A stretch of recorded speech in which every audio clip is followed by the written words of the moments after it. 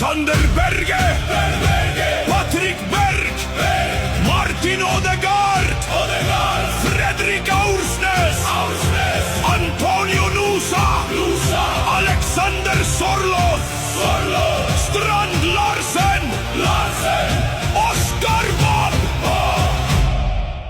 Respekter rangene. Den vikingen har ankommet.